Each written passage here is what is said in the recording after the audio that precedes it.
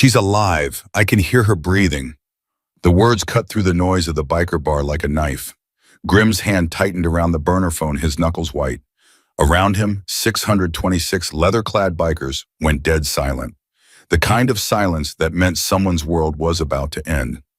On the other end of that phone, a 17-year-old girl was dying inside a trunk, and she had no idea she just called the only people in America who would burn the world down to save her. Before we dive into this story, hit that subscribe button right now. You need to hear how this ends. And drop a comment telling me what city you're watching from. I want to see how far Hailey's story travels. Now let's go back to where this nightmare began. Hailey Monroe's phone screen cracked against the metal floor of the trunk, the spider web fracture spreading across her mother's smiling face in the wallpaper photo. She couldn't see it in the darkness, but she felt the sharp edge cut into her thumb as she frantically pressed buttons, any buttons, praying her shaking hands would find 911. Her wrist burned where the zip ties cut into skin. Every bump in the road slammed her shoulder against the trunk lid. She tasted blood from where she'd bitten her tongue, trying not to scream when they'd thrown her inside. "Please," she whispered to nobody. "Please, somebody answer." The phone rang once, twice. Click. Yeah, a man's voice, rough as gravel, suspicious. Hailey's breath caught. Not 911, wrong number. Her chest squeezed with panic. Her voice cracked. "Help me. Please help me." "Who is this?" "They took me 3 blocks from my house. I don't know where I am. I can't see anything." The car hit a pothole. Hailey's head cracked against metal and white stars exploded behind her eyes. "You in a trunk?" The voice asked, sharper now. "Yes. Oh God, yes. Please, I'm 17. My name is Hailey Monroe. I live in..." "Shut up for a second. Don't say another word." 40 miles away, Grimm stood from his corner table in the Dusty Devil, the Hells Angels bar packed wall to wall with riders from 12 states. The annual interstate gathering brought in over 600 bikers, and right now every single one of them was staring at him because something in his face had changed. "Ghost," he barked. "Get over here." A thin kid with sleeve tattoos and a laptop bag materialized beside him. "What's up, Prez?" Grimm held up the burner phone, his jaw tight. "Got a girl on the line, kidnapped, in a trunk. Trace this call, now." Ghost's eyes went wide. He didn't ask questions. Within seconds, his laptop was open on the bar top, fingers flying across keys. Grimm put the phone back to his ear. "You still there, sweetheart?" "Yes," Hailey's voice trembled. "Are you police?" "No." "Then who?" "Doesn't matter. What matters is you're going to tell me everything you remember, and you're going to stay on this line. You understand? They're going to kill me." The words came out in a sob. "I heard them talking. They said someone in Denver paid for me already. They said I'm merchandise." Grimm's free hand curled into a fist so tight his knuckles popped. Around him, bikers pressed closer, their faces hardening as they caught fragments of the conversation. "That's not gonna happen," Grimm said, his voice dropping to something cold and final. "You called the right people. Now talk to me. How many men grabbed you?" "2, maybe 3. It happened so fast. A van pulled up and the door opened, and someone grabbed my backpack and then my arms, and I tried to scream, but they put something over my mouth and everything got blurry. And..." "Breathe," Grimm interrupted. "In through your nose, out through your mouth. You're doing good." Hailey forced air into her lungs. The chemical smell from whatever they'd used on her still lingered in her nose, making her nauseous. "What kind of vehicle you in now?" "Car, I think. Not the van. They moved me. I heard one of them say they had to switch vehicles. They were arguing about routes." "You hear any names?" "No. They kept saying the buyer and Denver drop and something about a compound." Ghost looked up from his laptop, his face pale. "Got her signal. She's moving west on Highway 89, heading toward the Nevada border. Speed suggests they're on back roads, probably avoiding major highways." Grimm nodded once. He turned to face the packed bar. "Listen up," he said, his voice cutting through the low rumble of conversation. "Every man here, shut your mouth and listen." 626 bikers went silent. "We got a 17-year-old girl on this phone, blonde, high school senior from Arizona. Name's Hailey Monroe. 3 hours ago, she was walking home from volleyball practice. Now she's zip-tied in a trunk, heading for Denver with human traffickers who've already sold her." The temperature in the bar dropped 20 degrees. She called this number by accident, Grim continued. Blind dial trying to reach 911, but she reached us instead. And I'm thinking that's not an accident. That's fate telling us we've got a job to do. A massive biker near the pool table spoke up, his voice thick with barely controlled rage. What's the play, Grim? Ghost tracked her signal. She's on Highway 89 40 miles west, moving toward old mining territory near the border. We ride now, we can intercept before they reach whatever hole they're taking her to. We calling the cops? Someone asked. Eventually, Grim said. But traffickers hear sirens. They'll dump her body in a ditch and scatter. We do this quiet, we do this fast, and we do this right. Another biker stepped forward, older with scars running down his neck. You're talking about going after organized traffickers. These people kill for a living. So do we, Grim said flatly. We just don't get paid for it. A ripple of dark laughter ran through the crowd. Back in the trunk, Hailey listened to the muffled conversation happening on the other end of the phone, her heart hammering. She couldn't make out all the words, but she caught enough. Bikers, hundreds of them, coming for her. Are you still there? She whispered. Right here, Hailey. Grim's voice was steady, an anchor in the chaos. What's happening now? Talk to me. We're slowing down. I think we're stopping. Describe everything you hear. Hailey pressed her ear against the trunk floor, straining. Gravel crunching. Someone talking outside. I can't understand the words. Wait. The trunk popped open a crack. Light stabbed through the gap, blinding her. She squeezed her eyes shut. Don't move, a man's voice snapped. Not the same voice as before. This one had an accent she couldn't place. You make noise, I break your teeth. Understand? Hailey nodded frantically, her breath coming in short gasps. The trunk slammed shut again. They stopped for gas, she whispered into the phone, her voice shaking so hard she could barely form words. One of them opened the trunk and threatened me. You see his face? No, too bright, but he had an accent. Russian, maybe, I don't know. I'm not good at... You were doing perfect, Grim interrupted. Anything else? He smelled like cigarettes and cologne, expensive cologne. Ghost was typing furiously. Got the gas station on traffic cams. 2 vehicles, black sedan and a gray SUV, 3 males visible. Damn plates are fake. Reported stolen from California 6 months ago. Grim processed this. Professional operation. Multiple vehicles. Fake plates. These weren't amateurs. Outside, the dusty double engines were already roaring to life. Bikers streamed out of the bar, pulling on helmets, checking saddlebags. The parking lot transformed into a staging ground. Grim walked outside, the phone still pressed to his ear. Hailey, I need you to do something for me. Anything. You got anything in your pockets, jewelry, anything you can drop? My volleyball bracelet, it's got my name and number on it. Perfect. Next time they stop, you drop that bracelet. You find a rust hole in that trunk, you push your school ID through it. You leave breadcrumbs, you understand. Every little thing helps us find you faster. Okay. Her voice was small but determined. Okay, I can do that. I know you can. You're tougher than you think. The car carrying Hailey started moving again. She felt the acceleration, heard the engine shift gears. We're back on the highway, she said. Ghost appeared at Grim's elbow. I've got 20 bikers running ahead as scouts. They'll mark the route, watch for turnoffs. Main group rides together, too many bikes split up, and we lose our advantage. Grim nodded. He raised his voice so every biker could hear. We ride fast, but we ride smart. No heroics until we've got eyes on the target.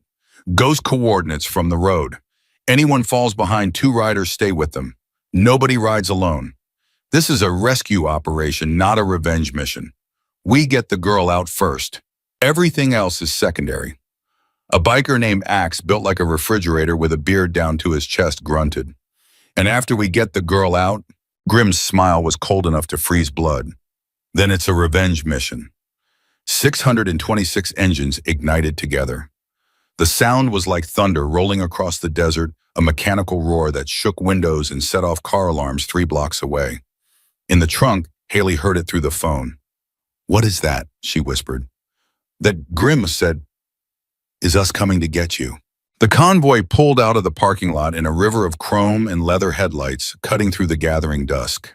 They rode in formation, tight and disciplined, eating up highway miles at speeds that would make highway patrol nervous if they weren't too smart to pull over 626 bikers riding with purpose. Grim rode at the front, phone wedged against his helmet, never breaking contact with Hailey. "Talk to me," he said every few minutes. "What are you hearing?" And Hailey talked. She described the sound of the tires changing pitch when they moved from asphalt to gravel. She described the smell of dust when air seeped through gaps in the trunk. She described the muffled argument between her captors about whether to stop at another gas station or push straight through to the compound. She described everything because talking kept the panic at bay, kept her brain working instead of shutting down in terror. 20 minutes into the ride, Ghost's voice crackled over the radio network connecting the lead riders. Traffic cams picked up the vehicles. They took Route 14 toward the old mining district. That area is a ghost town, abandoned mines, empty warehouses, no cell coverage for miles. Perfect place for a handoff. "How far ahead are they?" Grim asked. 30 miles and closing. "At current speed, we intercept in 18 minutes. Grim did the math. 18 minutes for 626 bikers to cover 30 miles of desert highway. Doable. Barely. "Push it," he ordered. "All riders increase speed. We don't give these bastards time to disappear underground." The convoy accelerated. Speedometers climbed past 80, past 90.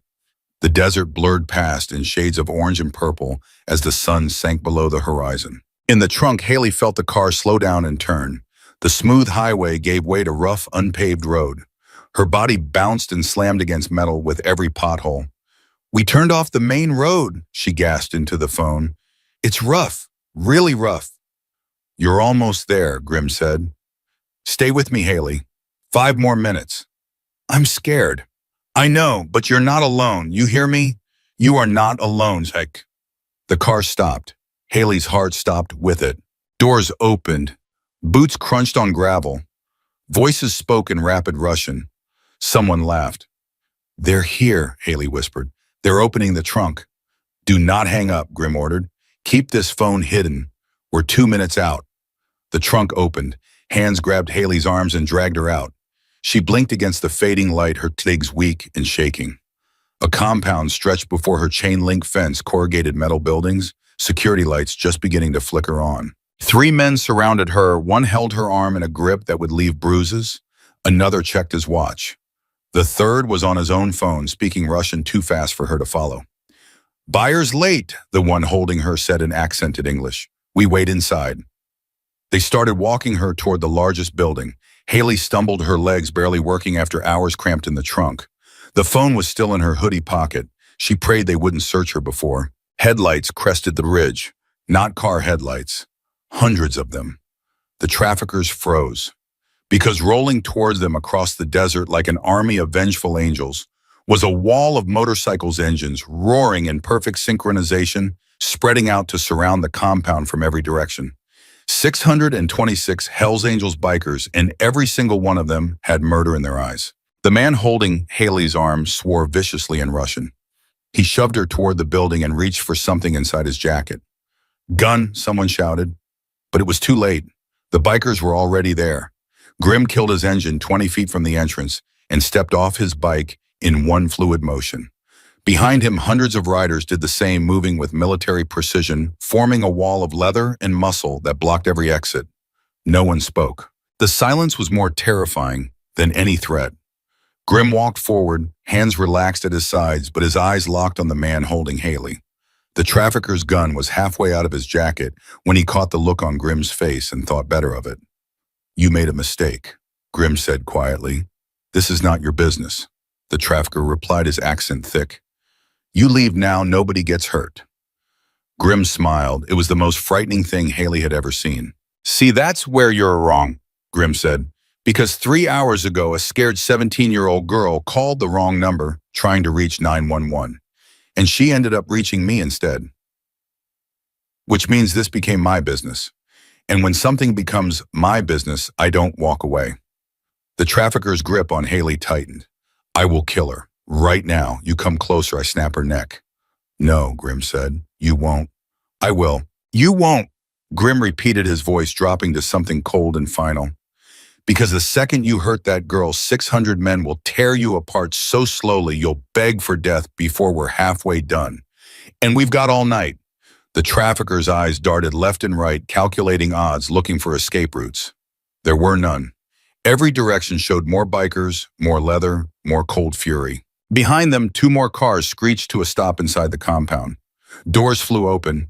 Four more men emerged, all armed, all shouting in Russian. The standoff escalated in seconds. Ghost was suddenly at Grimm's shoulder, his voice low.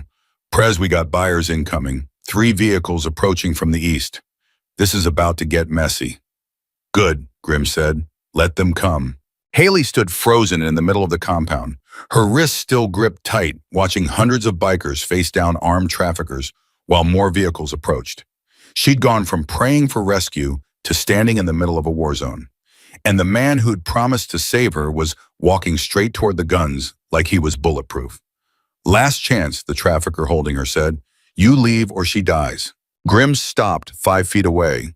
He looked past. The man looked directly at Hailey. "You're going home tonight," he told her. "I promise." Then he looked back at the trafficker. "Now let her go." The man's hand moved toward his gun. The desert exploded into violence. The trafficker's hand never reached his gun. Axe moved faster than any man his size should have been able to move. 1 second he was 10 feet away, the next, his fist connected with the trafficker's jaw with a sound like a baseball bat hitting concrete. The man dropped like a sack of cement, his grip on Hailey releasing instantly. She stumbled backward, and Grimm caught her, pulling her behind him in one smooth motion. "Get her to the bikes," he ordered, shoving Hailey toward Ghost. "Now!" Ghost grabbed her hand and started running, but Hailey's legs wouldn't cooperate. 3 hours in a trunk had left her muscles cramped and useless. She fell to her knees. I can't walk." Ghost didn't hesitate. He picked her up like she weighed nothing and sprinted toward the wall of motorcycles while behind them, hell broke loose.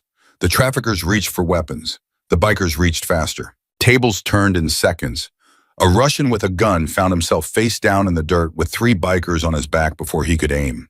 Another tried to run and made it exactly 4 steps before a biker clotheslined him so hard his feet left the ground.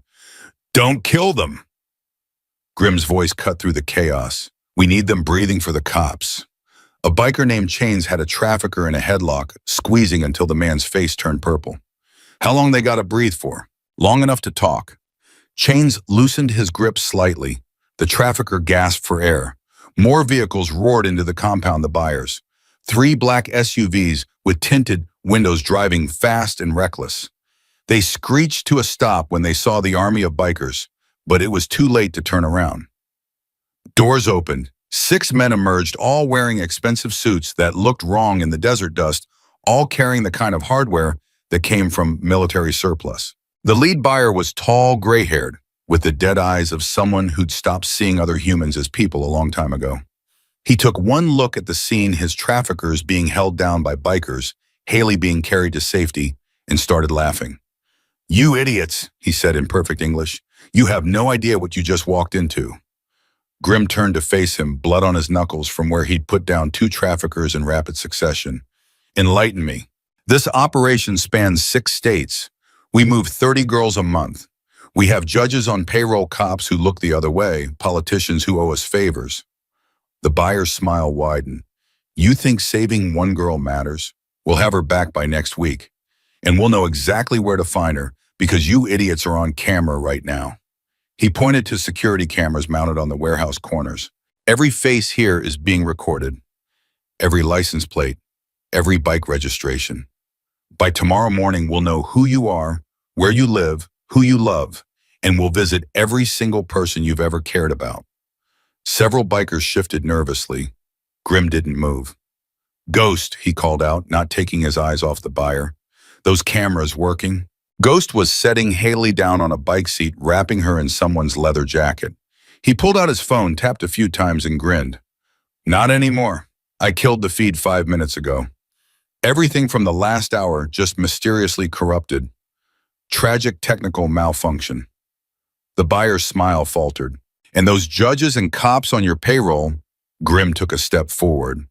"Real interesting how you just confessed to all that while my boy's phone is recording every word." See, we might be criminals, but we're not the kind who hurt kids. You, you're something else entirely. The buyer's hand moved toward his jacket. 4 bikers had guns out before he completed the motion. Don't, Grim said quietly. The buyer froze. For the first time, fear flickered across his face. You can't kill us all. Don't need to kill you, Grim replied. Just need to keep you here until the real cops arrive. The ones who aren't on your payroll. Called them 10 minutes ago. They're very interested in meeting you. Sirens wailed in the distance, growing louder. The buyer's face went white. You called the police? Shocked, right? Turns out even outlaws have limits. Grim's voice hardened. You want to move 30 girls a month, do it from a prison cell. The traffickers and buyers tried to scatter. They didn't get far. 626 bikers made for a very effective human fence.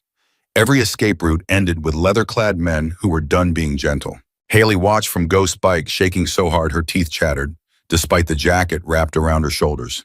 She couldn't process what was happening. 3 hours ago, she'd been texting her brother about tacos. Now she was watching an army of bikers hold down human traffickers, while police sirens screamed closer. A female biker, maybe 40, with gray streaks in her long braid, appeared beside her, holding a water bottle. You hurt? The woman asked gently. Hailey shook her head, then nodded, then shook it again. I don't know. I don't know anything. This isn't real. This can't be real.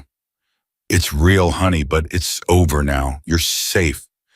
They were going to sell me, Hailey whispered. That man said someone in Denver paid for me already. Like I was a car or a piece of furniture or... Her voice broke. The female biker pulled her close, letting her sob into her shoulder. But they didn't, the woman said firmly. And they never will. You hear me? Never. Police vehicles poured into the compound. County sheriff, state police, 3 unmarked sedans that screamed federal agents. Officers emerged with weapons drawn, taking in the scene with expressions that cycled rapidly through confusion, shock, and something close to awe. A sheriff with gray hair and a weathered face approached Grim with his hand on his holster, not quite drawing but ready. Someone want to explain what the hell I'm looking at? Grim gestured to the bound traffickers and buyers. Human trafficking ring, kidnapped girl. We tracked them here and held them for you. You're welcome. You're Hell's Angels. We're also the reason that girl over there isn't in Denver right now being sold to the highest bidder. You want to arrest us for that, go ahead. But these pieces of garbage need to be in handcuffs first. The sheriff studied Grim's face for a long moment. Then he looked at Hailey, wrapped in an oversized leather jacket, crying on a stranger's shoulder. Then at the traffickers, some of them still unconscious from whatever the bikers had done to them. He holstered his weapon. Johnson Ramirez, secure the suspects, he barked to his deputies. Read them their rights. I want every vehicle searched, every weapon cataloged, and I want statements from... He paused, looking at the sea of bikers. Jesus, how many of you are there? 626. Ghost supplied helpfully. The sheriff's jaw dropped. 600 you mobilized, over 600 people for one kidnapping. She called us, Grim said simply. We answered. One of the federal agents, a woman in a dark suit with sharp eyes, stepped forward. Agent Martinez, FBI Human Trafficking Task Force. The girl, is she injured? Traumatized but physically intact, the female biker said, still holding Hailey. She was in a trunk for approximately 3 hours. Wrists show zip-tie damage. Possible chemical exposure from a chloroform or similar substance. She needs a hospital. Agent Martinez nodded and approached slowly, hands visible, non-threatening. Hailey, I'm Agent Martinez. I need to ask you some questions, but first we're going to get you checked out by paramedics. Is that okay? Hailey nodded mutely. Can you tell me who took you? I don't know their names. It happened so fast. I was walking home from volleyball practice and a van stopped and they grabbed me and I couldn't scream and then everything got fuzzy and I woke up in a trunk. The words tumbled out in a rush. I tried to call 911 but I couldn't see and I hit the wrong number and he answered. She pointed at Grim. And he said he'd find me and he did. They all did. Agent Martinez's gaze swept across the hundreds of bikers, her expression unreadable. And you are nobody important, Grim said, just happened to answer the phone. 600 people don't mobilize for nobody important. 600 people mobilize when a kid needs help and nobody else is coming fast enough. A paramedic truck pulled up. 2 EMTs jumped out with a stretcher and medical bags. The female biker gently transferred Hailey to their care, but Hailey grabbed her hand before she could pull away. "What's your name?" Hailey asked. "Sarah." "Thank you, Sarah. Thank you for being here." Sarah squeezed her hand. "You don't thank family, honey." The EMTs loaded Hailey onto the stretcher. As they wheeled her toward the ambulance, she craned her neck to look back at the bikers. Hundreds of faces she'd never seen before. People who'd dropped everything and ridden into danger for a stranger. Grim walked alongside the stretcher. "You got someone we can call parents?" "My mom," Hailey said immediately. "She's probably losing her mind. She doesn't know where I am or if I'm alive or..." Fresh tears spilled down her cheeks. "Give me the number." Hailey recited it. Grim pulled out his phone and dialed. A woman answered on the first ring, her voice ragged. "Hello." "Hello, who is this? Is this about Hailey? Do you have my daughter?" "Ma'am, my name is Grim.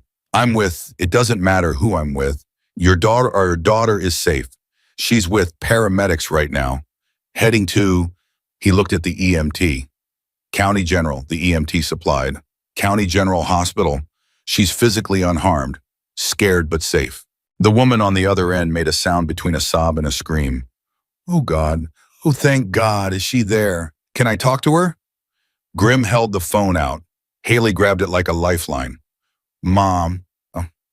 Baby, oh my baby. I thought they said you were missing, and I called the police and they said they were looking, but nobody knew anything, and I thought, I'm okay, Mom. I'm okay. These people saved me. There were so many of them, and they found me, and I'm coming home. I'm leaving right now. I'm coming to the hospital. Don't go anywhere, you hear me. Stay right there." "I'm not going anywhere," Hailey promised. "Mom." "Yeah, baby. I was so scared." I know you were, but you're safe now. You're safe." The EMTs closed the ambulance doors. Hailey handed the phone back to Grim through the window before they drove away, sirens screaming into the night. Grim stood in the dust watching the ambulance disappear, then turned back to the compound. The police had the traffickers lined up against vehicles, handcuffing them one by one.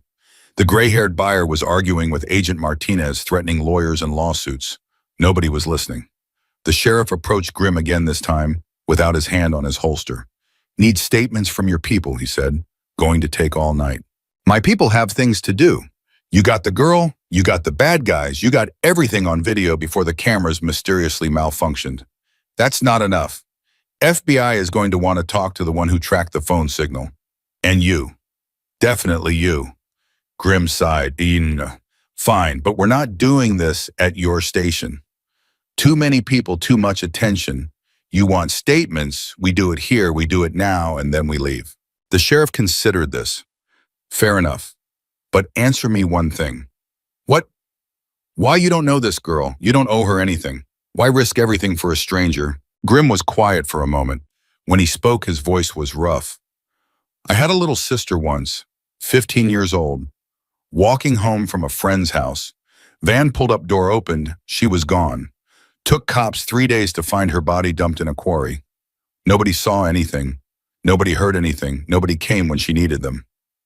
The sheriff's face softened. "I'm sorry." "Yeah, me too. So when that phone rang tonight and I heard that girl crying for help, I heard my sister. And I decided right then that no kid dies alone and scared not while I'm breathing. Not ever again. Your sister would be proud. My sister would be alive if someone like us had answered when she called for help."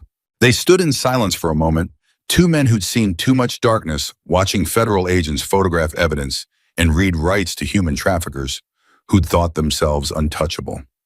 Ghost appeared at Grim's elbow, laptop bag over his shoulder. "Prez, we got a problem." "What now?" "I pulled data from their computers before the feds got here. This trafficking ring is bigger than we thought. They've got safe houses in 12 states, encrypted client lists, wire transfers going to offshore accounts. These guys weren't just moving girls. They were running an entire network." Grim's jaw tightened. "How many girls?" "At least 40 currently in transit or being held. Maybe more. Records go back 3 years. Give everything to the FBI." "Already did." "But Prez," Ghost's voice dropped lower. "One of the names on the client list is Congressman Bradley from Colorado. Another is a judge from Nevada. They weren't lying about having people in high places. Then those people are about to have a really bad day. Agent Martinez walked over, her phone pressed to her ear, her expression grim. She ended the call and looked at Ghost. "You the one who hacked their system?"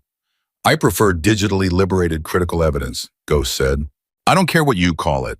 That data you sent us just cracked open the biggest trafficking case in the Southwest. We've had task forces chasing these ghosts for 2 years. You gave us everything in one night." "Happy to help. I'm going to need you to testify." Ghost looked at Grim. Grim shrugged. "Your call. Testify as what, a hacker? That's going to be a fun conversation with my parole officer."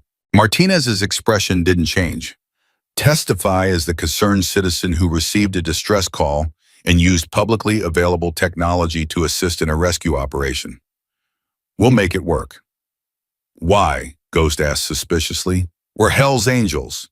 You're FBI. We're not usually on the same side." "Because 40 girls are still out there," Martinez said flatly. "And I don't care if Satan himself hands me the evidence, as long as we get them home. So yes, we're on the same side. Just this once." Grim's phone buzzed. "A text from Sarah Girl is stable. Hospital wants to keep her overnight for observation. Mother arrived. Full breakdown, but in a good way. Kid's going to be okay." He showed the message to Martinez. "Hailey's at the hospital. Her mother's with her. You'll want to get her statement soon before the details fade." "Already have agents en route." Martinez paused, then extended her hand. "I'm not supposed to say this, but thank you. You saved her life tonight." Grim shook her hand briefly. "We just answered the phone. Most people wouldn't have." "Then most people are cowards." Martinez almost smiled. "I'm going to recommend you for a civilian commendation." "Don't." "Why not?" "Because we're outlaws, Agent Martinez. Awards and recognition paint targets on our backs. We did what needed doing. That's enough." Martinez studied him for a long moment, then nodded slowly. "Fair enough. But off the record, if you ever need anything from the Bureau, you call me. I owe you one." She handed him a business card and walked away to coordinate with the local police. Grim looked at the card, then tucked it into his vest pocket. Around him, bikers were giving statements to various officers, the interviews taking place in small groups scattered across the compound. Nobody was being arrested. For once, the cops seemed to recognize the difference between outlaws and evil.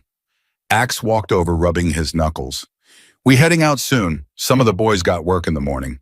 Soon as everyone's done with statements, hour, maybe two." "Girl, really okay?"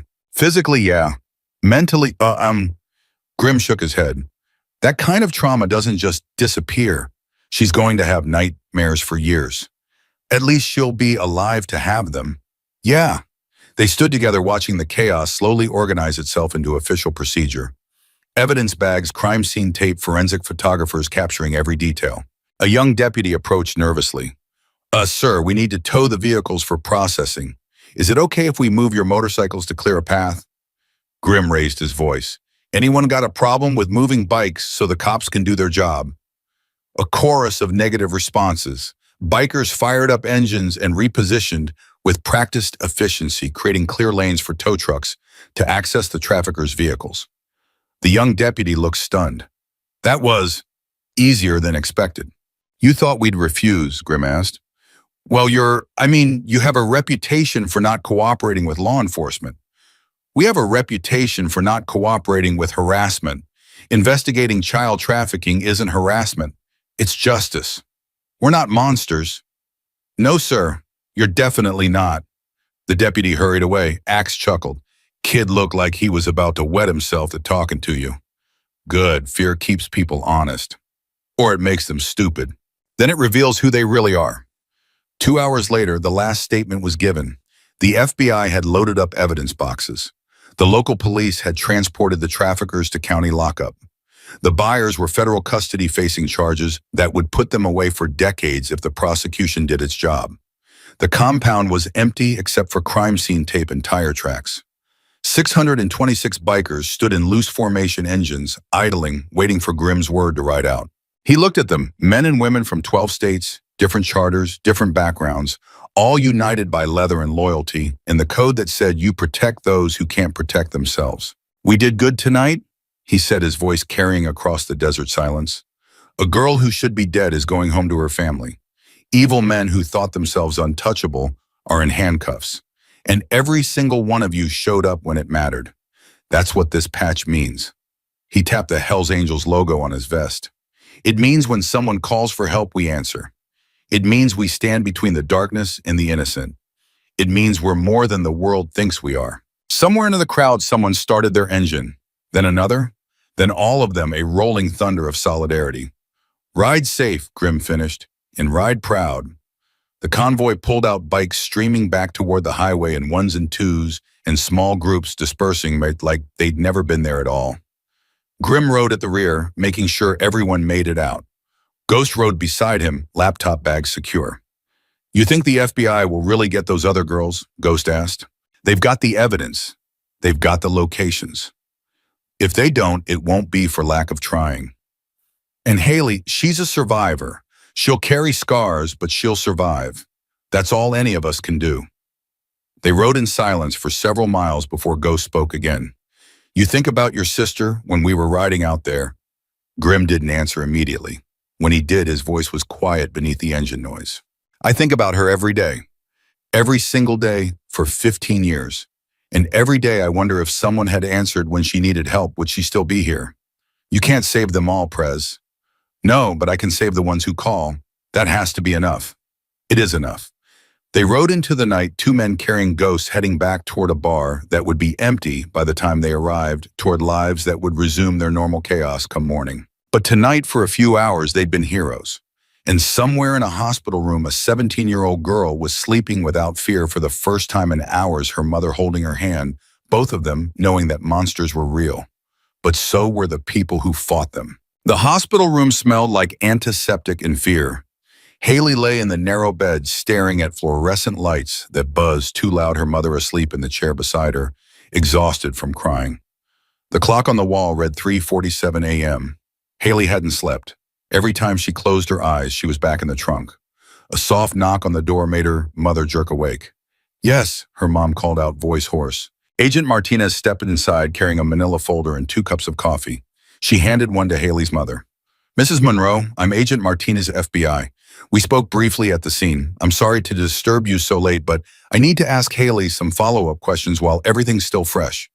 Hailey's mother stood protectively. She already talked to the police. She already told them everything. "I know, and I wouldn't ask if it wasn't critical. The information your daughter has could save other girls." Martinez looked directly at Hailey. 40 of them currently. That be know of. Hailey sat up slowly, wincing at the pain in her wrist where the zip ties had cut deep. 40. At minimum, the trafficking ring you stumbled into has operations across the Southwest. The bikers gave us a massive data dump, but we need victim testimony to make charges stick, especially against the buyers. Martinez pulled up a chair. "I won't lie to you, this will be hard, but it matters." Hailey's mother opened her mouth to protest, but Hailey spoke first. "What do you need to know?" For the next hour, Martinez walked her through every detail.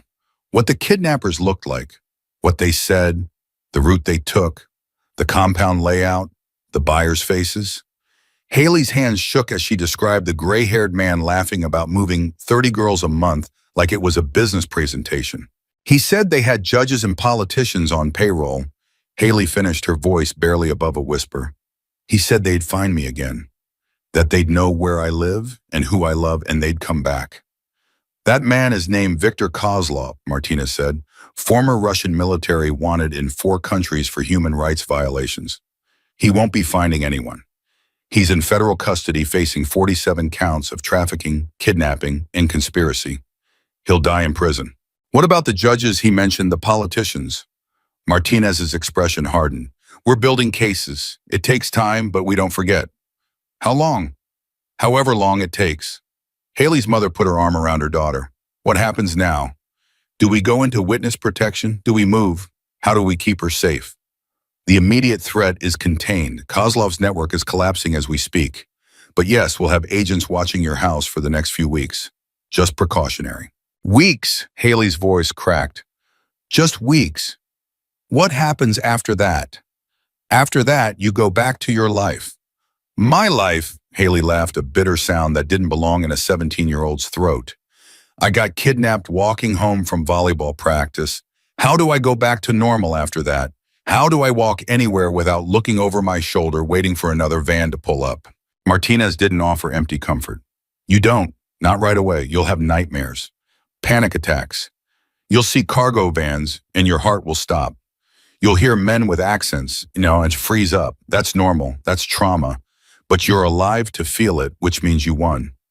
Doesn't feel like winning. It never does. Not at first. A nurse came in to check vitals and adjust the IV drip. Hailey didn't remember them putting in. After she left, Hailey's mother asked the question she'd been holding back. Those bikers, the ones who saved her, are they in trouble? Martinez shook her head. So charges are being filed. They're witnesses same as Hailey. Cooperative witnesses who handed us the biggest trafficking bust in the Southwest's history. They broke laws though, didn't they? I saw how some of those men looked when they brought them out. That wasn't legal force. What I saw, Martinez said carefully, was concerned citizens defending a minor from armed kidnappers. Everything that happened was justified use of force under the circumstances. The DA agrees. Translation, they weren't asking too many questions because the results were too good to question. Hailey's mother accepted this. I want to thank them, those bikers. I don't even know their names, but I need to tell them. Her voice broke. Martinez waited patiently while she composed herself. Tell them what? Martinez prompted gently. Tell them they gave me back my daughter. Tell them I'll never be able to repay that. Never. I'll pass it along. Martinez stood to leave, then paused at the door. One more thing. The biker who answered your call, the president of their chapter. His name's Grim. Lost his own sister to traffickers 15 years ago. She was your age, Hailey. When you called him tonight, you weren't just a stranger. You were his second chance. After Martinez left, Hailey stared at the ceiling, feeling something shift inside her chest. This man Grim had lost someone, and he'd spent 15 years living with that loss. And when a random phone call gave him a chance to save someone else's sister, he'd mobilized an entire army. Mom, yeah, baby. I want to see them again. The bikers. I want to say thank you myself. Her mother stroked her hair. We'll make that happen. I promise. But sleep wouldn't come. Hailey lay awake listening to her mother's breathing, even out thinking about 40 other girls somewhere in trunks or basements or warehouses waiting for phones to ring, waiting for rescue that might never come. 3 days later, Hailey was discharged from the hospital. The doctor prescribed sleeping pills she didn't take and therapy sessions she didn't want to attend. Her mother drove them home along the same route Hailey had walked the night of the kidnapping. You want to take a different street? Her mom asked when she noticed Hailey's breathing accelerate. No, I need to see it. They passed the spot where the van had stopped. Someone had left flowers there, yellow roses, Hailey's favorite, though she had no idea who would know that. A card attached said simply, "You survived. That's everything." No signature. At home, her younger brother tackled her in a hug that knocked the wind out of her lungs. Don't ever do that again, Dylan said fiercely. Don't ever disappear like that. I thought you were dead. I thought, I'm okay, honest.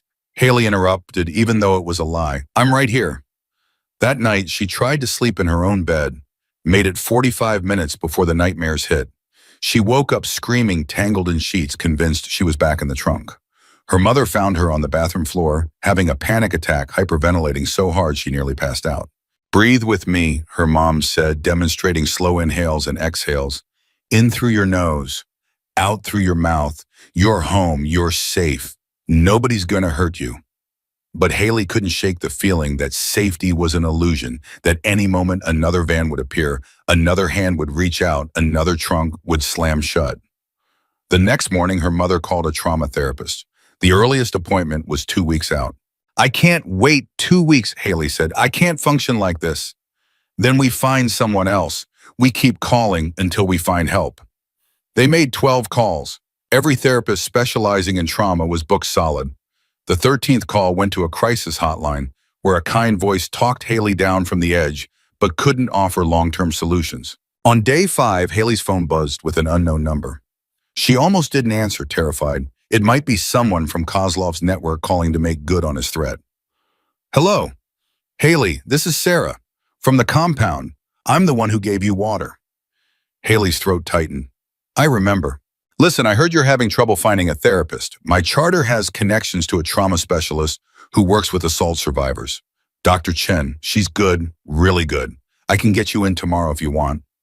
Tomorrow? Haley couldn't believe it. How be how my own? We take care of our own, and you're one of ours now, whether you realize it or not. I'm not a biker. No, but your family anyway. Text me your address. Someone will pick you up at 9 a.m. The next morning, a motorcycle pulled up outside Haley's house. Not Sarah. A different woman, older, with kind eyes, in a leather vest covered in patches Haley didn't understand. I'm Diane, the woman said. Rode with Grimm's charter for 20 years. You ready? Haley's mother looked uncertain. I can drive her. No offense, ma'am, but your daughter needs to get back on the horse, or in this case, near vehicles without having a breakdown. We go slow. We take breaks if she needs them. But she needs to learn that cars aren't the enemy. Kidnappers are. It made a harsh kind of sense. Haley climbed into Diane's truck, not a motorcycle thankfully, and they drove to Dr. Chen's office in careful silence. Dr. Chen was a small Asian woman with gray hair and a no-nonsense attitude that reminded Haley of her grandmother. You don't have to tell me everything today, Dr. Chen said when they sat down. We're going to take this slow, but I need you to understand something first. What happened to you wasn't your fault. You didn't do anything wrong. You were walking home from practice. That's normal. That's allowed. The men who took you are the criminals, not you. I know that, Haley said. Logically, I know that. But my brain keeps saying I should have been more careful, should have called my mom for a ride, should have walked a different route, should have... Stop shoulding yourself, Dr. Chen interrupted. Should is past tense. Should is guilt disguised as responsibility. You can't change what happened. You can only decide what you do next. What do I do next? You survive, then you heal, then you live, in that order. The session lasted 2 hours. Haley cried for most of it. When she emerged, Diane was waiting in the lobby reading a motorcycle magazine. How'd it go? Diane asked. Hard, really hard. Good. Easy doesn't fix anything. On the drive back, Haley asked the question that had been burning in her mind for days. Why are you doing this, all of you? The bikers, Sarah and you and everyone else. You don't know me. Diane was quiet for a moment. You know why most people join the Hells Angels. Because they're outlaws. Because they've been hurt. Every person wearing this patch has been broken by the world in some way. Lost family, suffered abuse, watched the system fail someone they loved. We're all damaged goods. And when you're damaged, you recognize damage in others.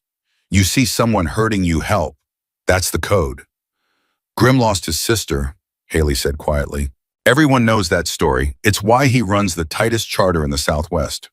Why he doesn't tolerate violence against women or kids. Why he answered your call. I want to thank him. You will, soon. But soon turned into another week, then 2. Haley attended therapy twice a week, started sleeping 4 hours a night instead of 0. Stopped having panic attacks every time a car passed her house. Small victories that felt enormous. Her school sent homework. She couldn't focus on algebra when her brain kept replaying the sound of chains rattling. Her volleyball coach called to check in, and Haley told her she'd be back next season, knowing it was a lie, knowing she'd never step foot in that gym again without seeing the parking lot where she'd been taken.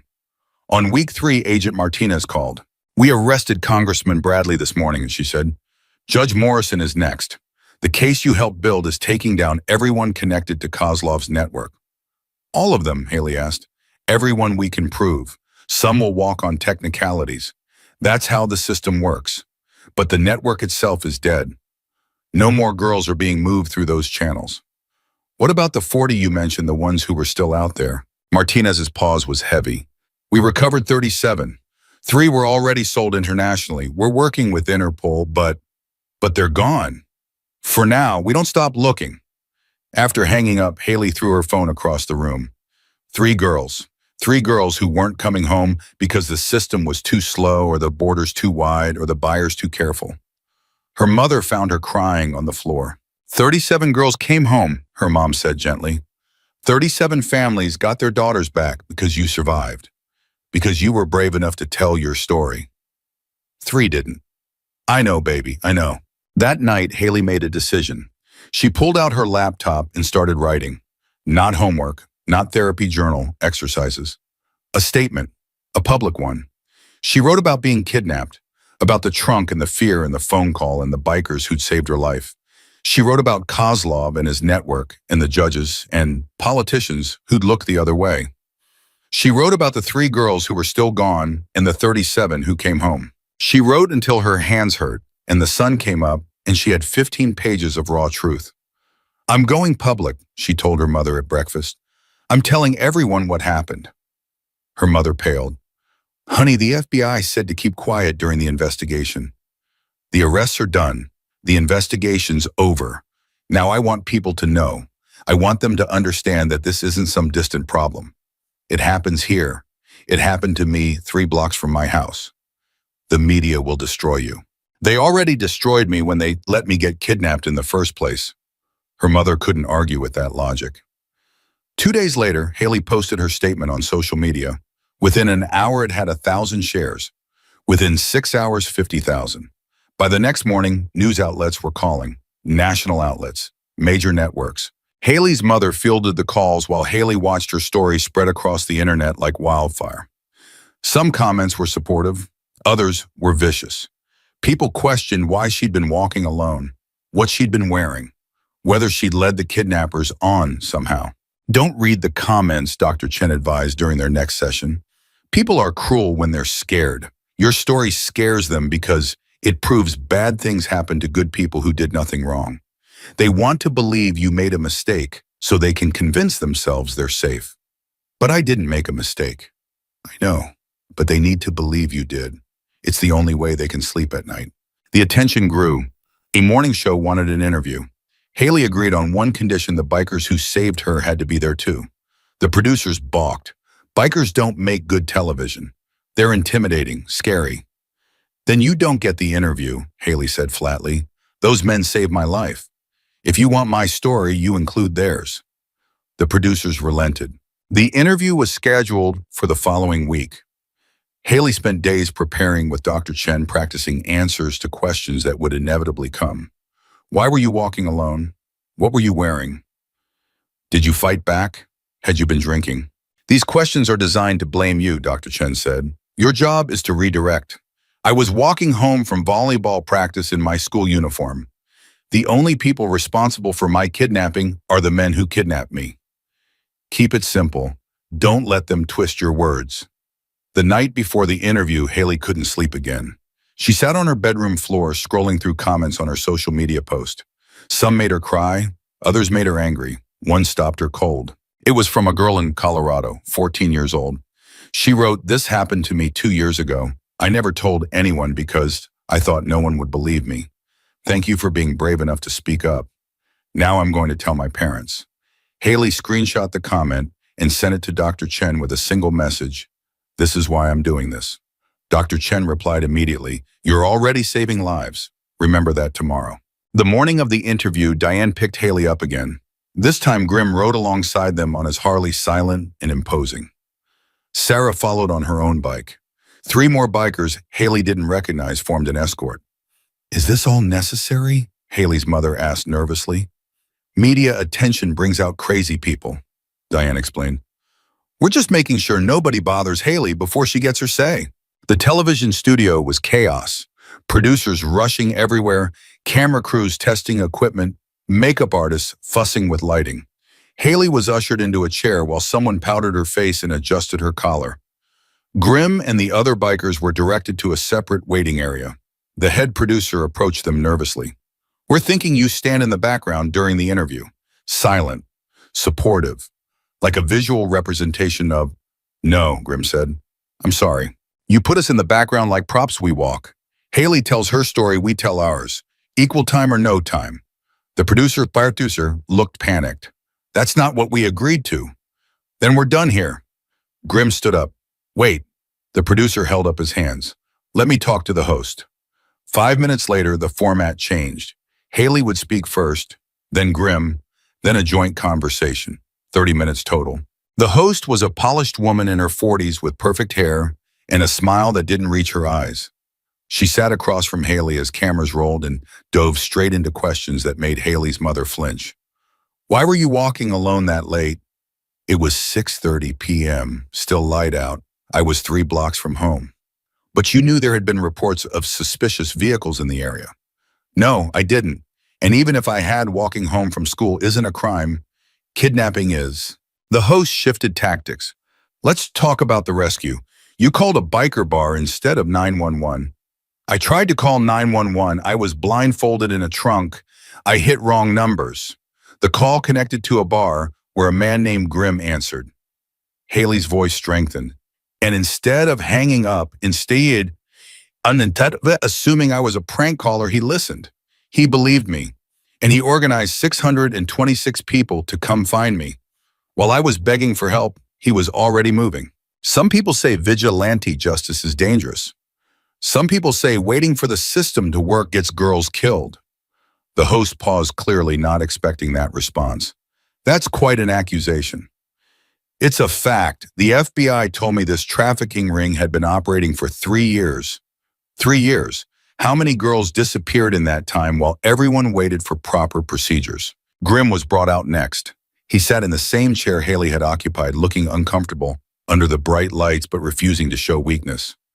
You mobilized hundreds of bikers based on one phone call, the host said. That seems extreme.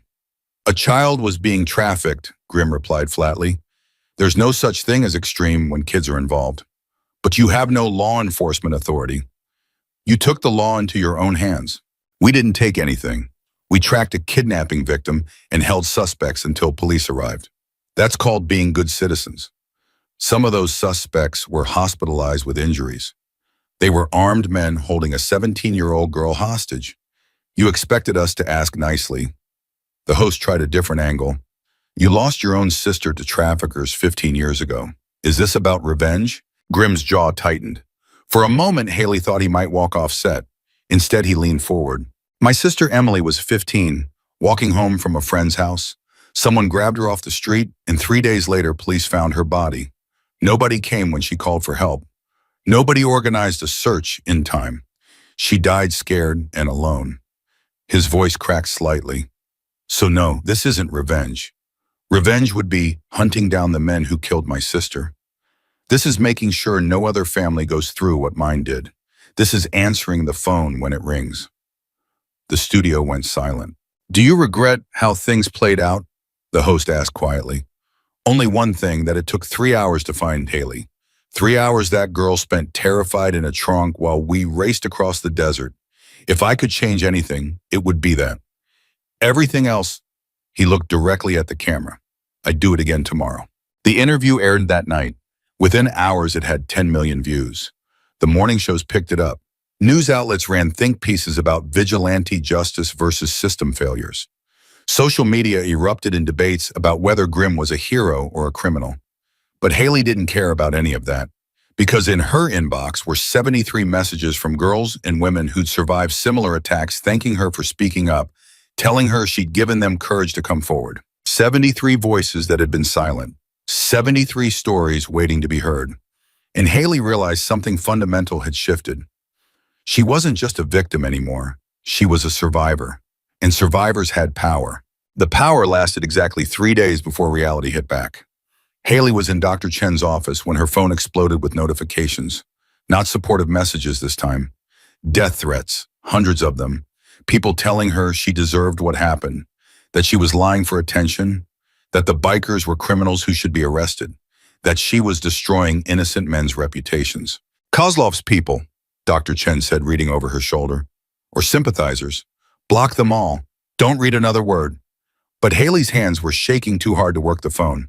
They know where I live. Look at this one. It has a picture of my house. They know my address. Dr. Chen immediately called Agent Martinez. 20 minutes later, FBI agents were outside the Monroe home, and Hailey was being escorted to a safe location. Not witness protection, just temporary relocation while they tracked the threats. This is what speaking up gets me, Hailey asked her mother as they packed bags in 15 minutes flat. More fear, more hiding. This is what evil looks like when it is cornered, her mother replied, throwing clothes into a suitcase. It lashes out, but it doesn't win. They spent that night in a hotel under assumed names. Dylan thought it was an adventure until he saw FBI agents stationed in the hallway and realized this was serious. The family sat in silence, eating takeout pizza that tasted like cardboard, watching news coverage of their own story. A legal analyst on YENN was arguing that the bikers should face charges for assault. A defense attorney was calling Hailey's testimony inadmissible because she'd been traumatized.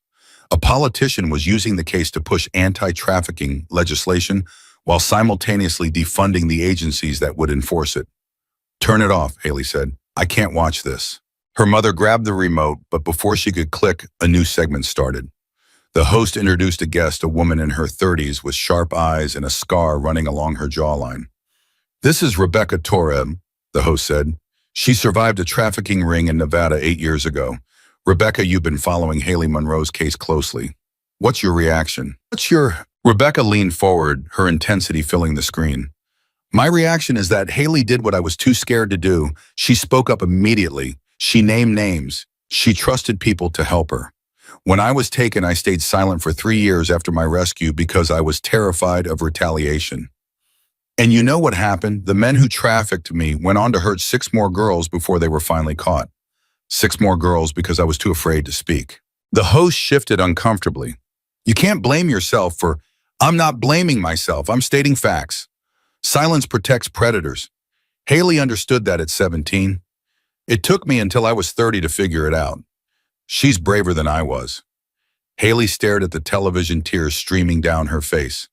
Her mother put an arm around her shoulders. "See," her mom whispered, "you're not alone."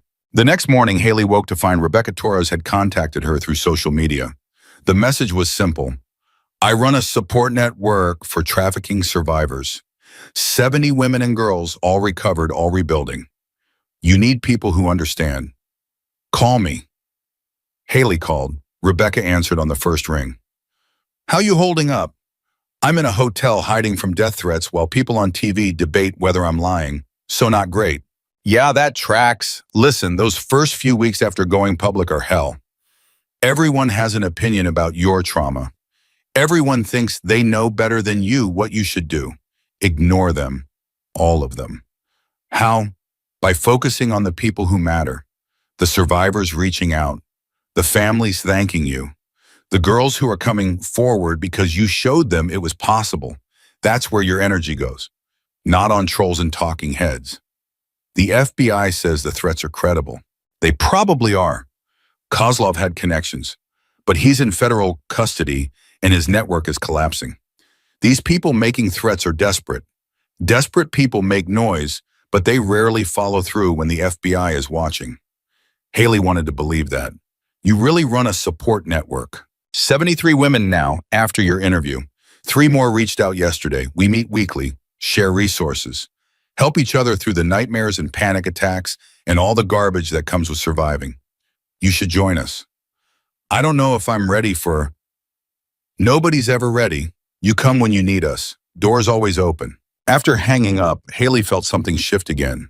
Not hope exactly, more like possibility. The idea that maybe she wasn't just surviving anymore. Maybe she was building something bigger.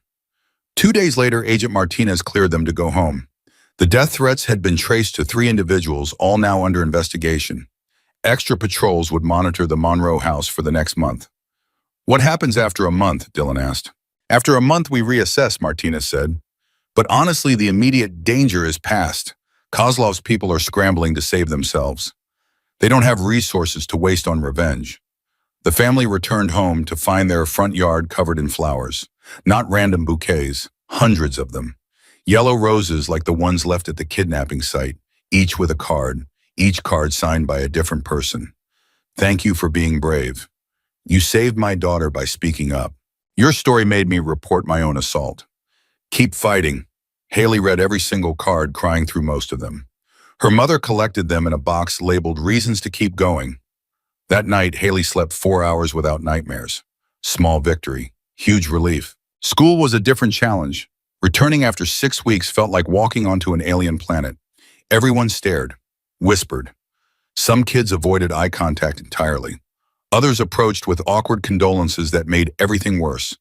"I'm so sorry about what happened. Are you okay now?" I saw you on TV. You were really brave. Hailey smiled and nodded and said thank you until her face hurt from fake expressions. At lunch, she sat alone, not because she wanted to, because the usual table felt wrong. Her friends didn't know how to act around her. She didn't know how to act around them. Everything was small talk and trauma, and nothing in between existed anymore. Her volleyball coach found her after school. You coming back to practice? I don't think so. We miss you on the team. I miss who I was before, Hailey said quietly. That girl doesn't exist anymore. The coach didn't argue. Doors open if you change your mind. Walking home that afternoon, Hailey took the exact same route where she'd been taken.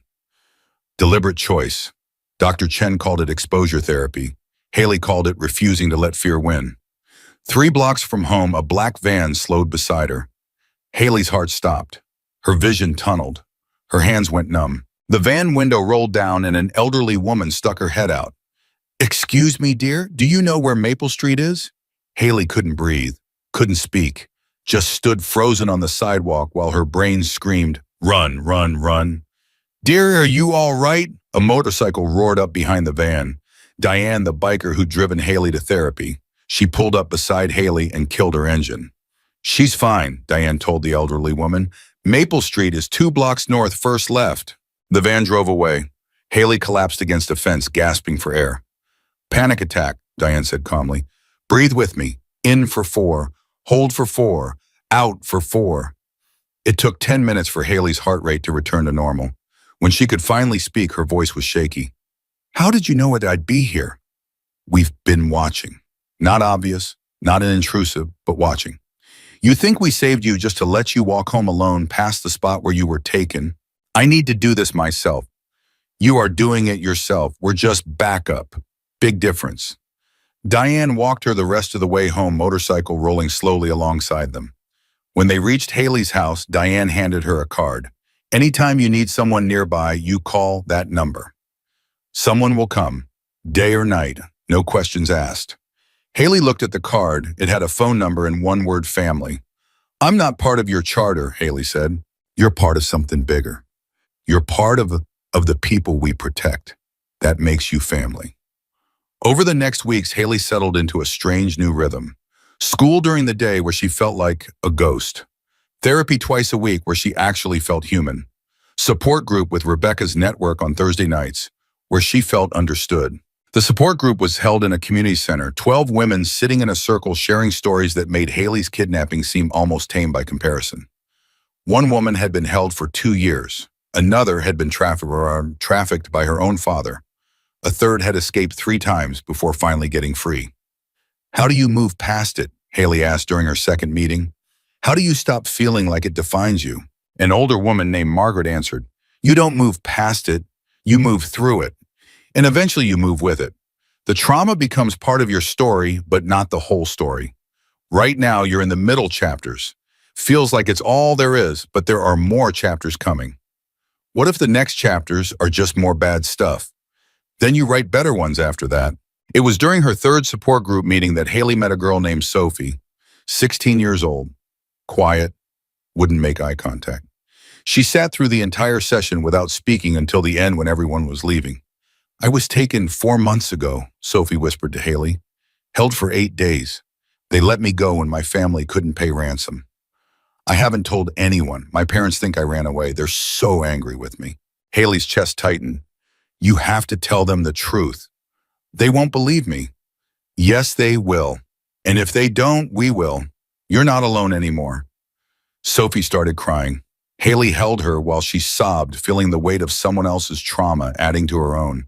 It should have felt heavy. Instead, it felt purposeful. After the meeting, Rebecca pulled Hailey aside. Sophie's the 5th girl this month who came forward because of your interview. You're creating a ripple effect. It doesn't feel like enough. It never does. But 5 girls who were suffering in silence are now getting help. That's not nothing. That night, Hailey made another decision. She called Agent Martinez. I want to testify at Kozlov's trial, Hailey said, and the congressmen's and the judges. Everyone involved. I want to testify against all of them. Martinez was quiet for a moment. You understand what that means. Months of court appearances. Defense attorneys trying to destroy your credibility. Media circus.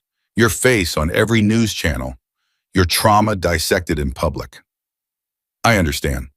Why put yourself through that? Because Sophie's parents don't believe her. Because 3 girls are still missing. Because if I don't stand up in court and tell the truth, some jury might let these monsters walk free. Hailey's voice strengthened. I survived for a reason. This is it. Okay, Martinez said.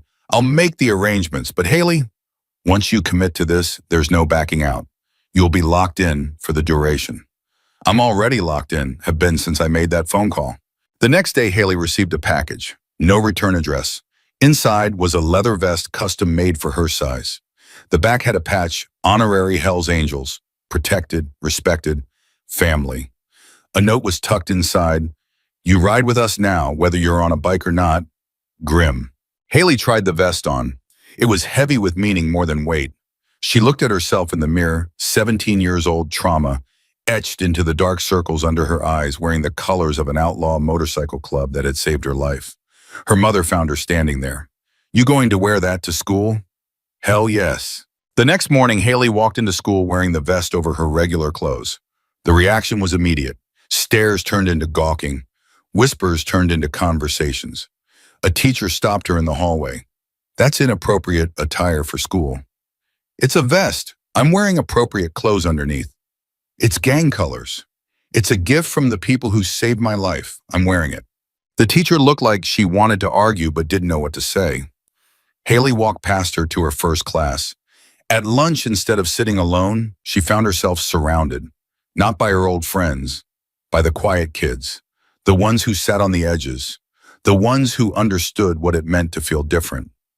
That vest is badass, a girl named Maya said. My uncle rides with a club in Texas. He says Hell's Angels are the real deal. They saved me when nobody else could, Hailey replied. That must have been terrifying. Being kidnapped. It was, still is sometimes. But I'm not letting fear run my life anymore.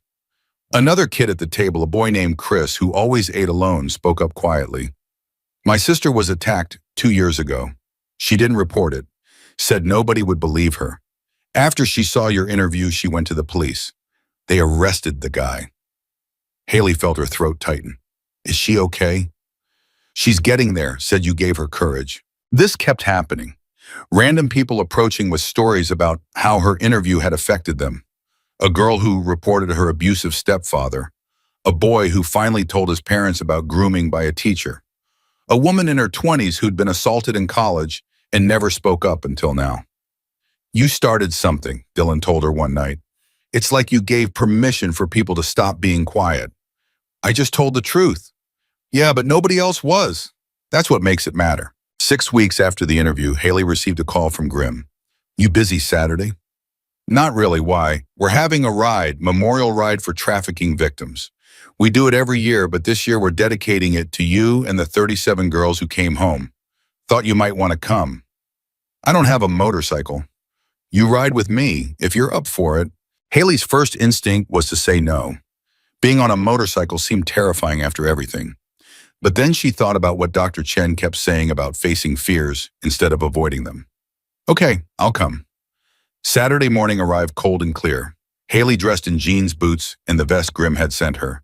Her mother insisted on coming along, driving separately to the meeting point. The parking lot of the Dusty Devil Bar was packed with motorcycles. Hundreds of them. Maybe more. Bikers milled around drinking coffee, checking bikes, talking in low voices. When Hailey arrived, conversation stopped. Grim walked over, his expression unreadable. You came. You invited me. Yeah, but I didn't think you'd actually show. He gestured to his Harley. You ready for this? Hailey looked at the bike. Black chrome, loud pipes, built for power and speed. Everything about it should have scared her. What do I do? You hold on. I do the rest. Grim handed her a helmet and helped her climb on behind him. The seat was higher than she expected. The engine, when it started, vibrated through her entire body. You okay? Grim called back. I don't know yet. He laughed, a sound she'd never heard from him. Honest, I like that. The convoy pulled out slowly, more than 300 bikes moving together through the Arizona desert. Hailey gripped Grim's jacket so tight her hands ached. The wind was cold. The speed was terrifying. The sound was overwhelming. And then something shifted. The fear didn't disappear, but it changed, became something else. Not panic, power. She was moving through the world again instead of hiding from it. The desert stretched endless around them, and the road kept coming, and for the first time since the kidnapping, Hailey felt something close to free. They rode for an hour to a memorial site in the desert, a place where someone had erected crosses for missing girls. Hundreds of white crosses stretching across the sand like a graveyard of stolen futures. The bikers parked and dismounted in silence. Someone had set up a small stage with a microphone. Grim walked to it and spoke without notes. "We gather here every year to remember the ones who didn't make it home. The girls who called for help and nobody answered. The daughters who disappeared into darkness and never came back." His voice carried across the desert. "This year we celebrate something different. This year someone called for help and we answered. 37 girls came home because one girl was brave enough to stay on the line. Because one girl refused to give up even when she was terrified." He gestured to Hailey. "Shayanma, come up here." And Hailey's legs felt like water, but she walked to the stage anyway because stopping now meant all of it. The interview, the testimony, the nightmares meant nothing. Grim handed her the microphone. 300 bikers stared at her, waiting. Hailey took a shaky breath. "I don't have a speech prepared. I don't really know what to say, except thank you. Thank you for answering the phone. Thank you for believing me. Thank you for riding into hell to pull me out." Her voice cracked. "My name is Hailey Monroe. I'm 17 years old. I was kidnapped and trafficked and rescued all in one night. And I'm standing here today because you didn't let me become another cross in this desert." The silence that followed was profound. Then one biker started clapping. Then another. Then all of them applause rolling across the memorial site like thunder. Hailey handed back the microphone and returned to her spot beside her mother, who was crying openly. Around them, bikers approached one by one to shake her hand or offer quiet words of support. Sarah, the woman who'd first given her water at the compound, hugged her tight. "You're going to be okay, kid. I know it doesn't feel like it yet, but you will." "How do you know?" "Because you're still fighting. As long as you're fighting, you're winning." The ride back was different.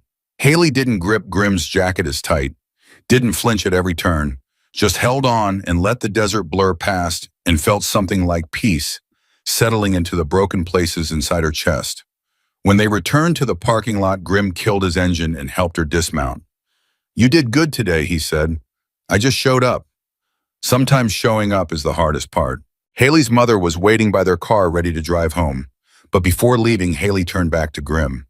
"Your sister, Emily, what was she like?" Grim's expression softened into something painful. "Funny, too smart for her own good. Wanted to be a veterinarian, had this laugh that could fill a room." He paused. "A lot like you, actually. I'm sorry you lost her." "I'm sorry too. But saving you," his voice caught. "That doesn't bring her back. But it means her death meant something. Means I learned from it. Means maybe someone else's little sister gets to grow up." Hailey hugged him. Grim stood rigid for a moment, clearly uncomfortable with affection, then slowly hugged her back. "You need anything," and he said quietly. "You call, day or night, you're family now." "I know." 3 months after the memorial ride, Hailey stood outside a federal courthouse wearing a gray suit her mother had bought specifically for testimony days. Her hands wouldn't stop shaking. Inside that building, Victor Kozlov sat in a courtroom, waiting to hear her voice again, waiting to watch her break. "You don't have to do this," her mother said for the 100th time. "We can still walk away." "No, we can't." Agent Martinez appeared beside them, her expression all business. "Defense is going to go hard on you today. They'll question your memory, your timeline, your motives. They'll suggest you're lying for attention. They'll make you relive every second of that night in excruciating detail. You ready, Hoss? "No, but I'm doing it anyway." The courtroom was packed, press in the back rows, victims' families filling the gallery. And there, sitting at the defense table in an expensive suit that couldn't hide what he was, Victor Kozlov stared at her with dead eyes. Hailey took the witness stand and placed her hand on the Bible. The oath felt like a promise she was making not just to the court, but to every girl who'd been too scared to speak. The prosecutor started gently. Basic questions. Name, age, where she was the night of the kidnapping. Hailey answered clearly, forcing her voice to stay steady, even though her heart was trying to escape her chest. Then came the hard part. Miss Monroe, can you describe what happened after the van door opened? Hailey closed her eyes briefly. Hands grabbed me from behind, one covered in my mouth. Something chemical, chloroform maybe, was pressed against my face. Everything got blurry. I tried to fight, but my body wouldn't respond. Then everything went black. What's your next memory? Waking up in a trunk, zip ties on my wrists, couldn't see anything, could barely breathe. I heard voices outside speaking Russian. One of them laughed when I cried. Someone in the gallery gasped. The prosecutor continued, "What did you do next?" I found my phone in my pocket. I couldn't see the screen, just started pressing numbers praying someone would answer. And someone did. Who answered? A man named Grimm, president of a Hells Angels chapter. He was at a bar with over 600 bikers when I called. And instead of hanging up on a crying stranger, he listened. He believed me, and he came to find me. The prosecutor walked her through the rest, the phone call, the drive, the compound, the rescue, every detail carefully extracted and entered into the record. Then the defense attorney stood up.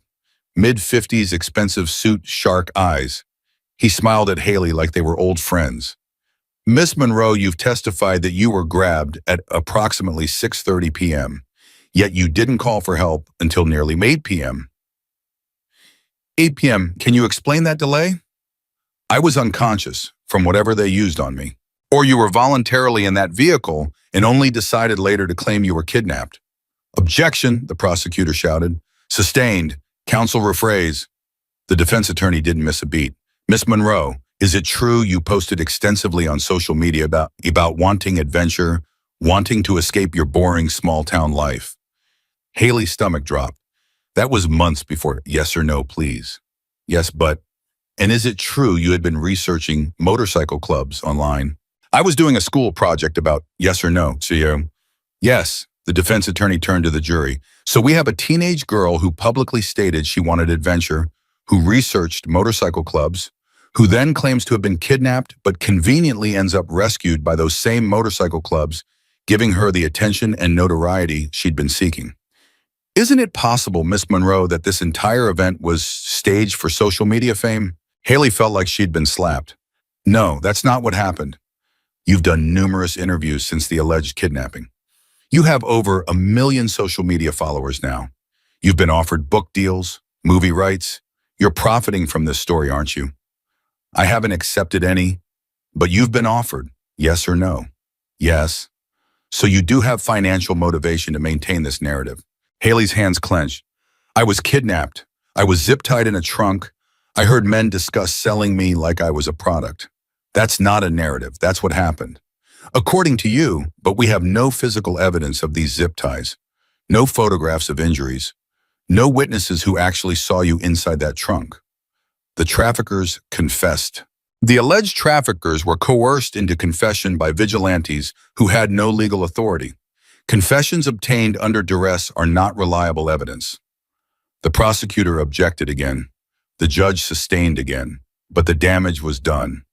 Hailey could see doubt creeping into some jurors' faces. The defense attorney pressed harder. Miss Monroe, you claim you blindly dialed a number trying to reach 911. Yet you somehow managed to stay on that call for over 2 hours, providing detailed information about your location and captors. How is that possible if you couldn't see? I listened. I felt the car movements. I described everything I heard. Or you were never in any danger and spent 2 hours coordinating a publicity stunt with accomplices. That's insane. Is it you wanted attention? You got attention. You wanted to be famous. You're famous. You wanted an exciting story. Well, you certainly have one now. Hailey was crying now, angry tears she couldn't stop. You weren't there. You didn't hear those men laugh while I begged for help. You didn't feel what it's like to know you're about to be sold to the highest bidder. You don't know. What I know, Miss Monroe, is that you're a teenage girl with an active imagination and a desire for fame who has successfully manipulated the justice system. Objection, the prosecutor roared. Your Honor, this is harassment of a minor witness. Sustained. Counselor, you're done. Step back. The defense attorney smirked. No further questions. Hailey left the stand shaking so hard she could barely walk. Her mother caught her in the hallway and Hailey collapsed sobbing into her arms. "I told the truth," Hailey gasped. "I told the truth, and he made me sound like a liar."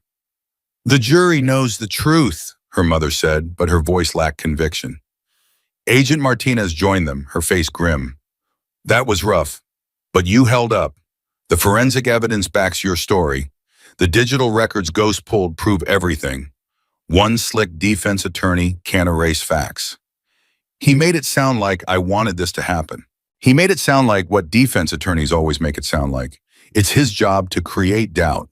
It's the prosecutor's job to eliminate it. Trust the process. But Hailey couldn't. Not after watching Kozlov smile while his lawyer destroyed her credibility. Not after seeing the doubt in those jurors' eyes. The trial continued for 3 more weeks. Other witnesses testified. FBI agents presented evidence. Ghost explained the digital forensics in terms so technical, half the courtroom looked lost. The 37 rescued girls provided victim impact statements that left the gallery in tears, finally closing arguments. The prosecutor was powerful, connecting every piece of evidence into an undeniable narrative. The defense attorney was slicker, planting seeds of doubt about timelines and motivations and convenient rescues. The jury deliberated for 2 days. Hailey spent those 48 hours unable to eat or sleep or think about anything except what would happen if Kozlov walked free.